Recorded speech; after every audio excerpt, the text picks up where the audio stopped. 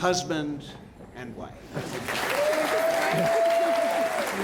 Tonight belongs to Neil and Suzanne Alexander, an evening to smile and to celebrate, to dance, and to melt in each other's arms.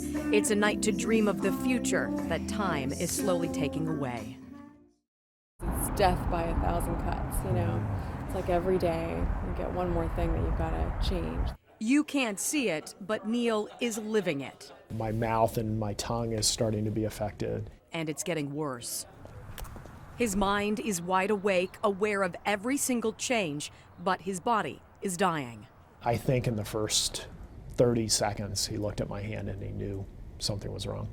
Neil's wife, Suzanne, saw it on his face that summer day. And I was working at the computer and I looked out the window and he came home in the middle of the morning. I knew he had a doctor's appointment, but I just thought it was a checkup. The change in his hands. Yeah. Is this what you're talking about? Well, yeah, you start to see these here. And what is that? Is that muscle atrophy? Atrophy, sure. An undeniable sign of Lou Gehrig's disease, or ALS, the moment that sent Neil and Suzanne's life into a spin. I was actually left alone in the room for just a little bit, and I was saying out loud, "This cannot be happening." And I said it like 4 times. This can simply not be happening. Amyotrophic lateral sclerosis is a punishing death sentence that slowly kills your muscles and steals your voice, leaves you unable to eat or to communicate, but all the while leaving your brain perfectly intact, hence its name, the glass coffin. It is a cruel way to die, and people who get it usually do within 2 to 5 years.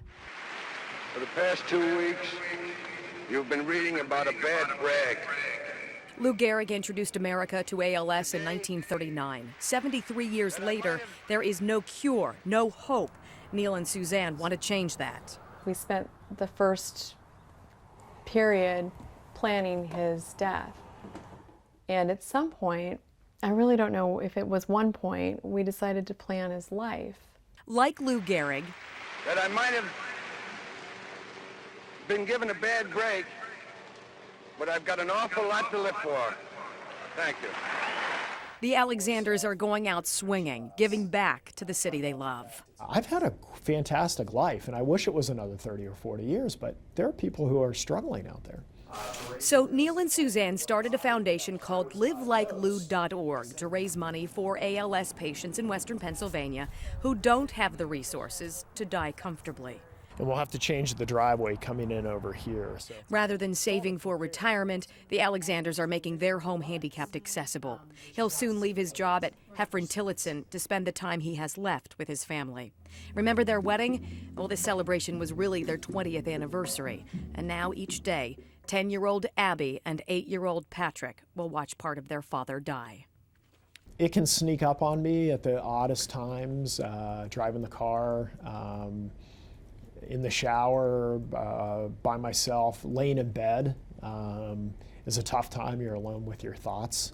Neil's game plan is to keep life normal for the kids, but Suzanne knows the toughest times lie ahead. I couldn't sleep at all tonight. She knows her husband won't be there to play his favorite songs or to dance with their son. With her life's love slipping away, she can't imagine what she'll miss the most.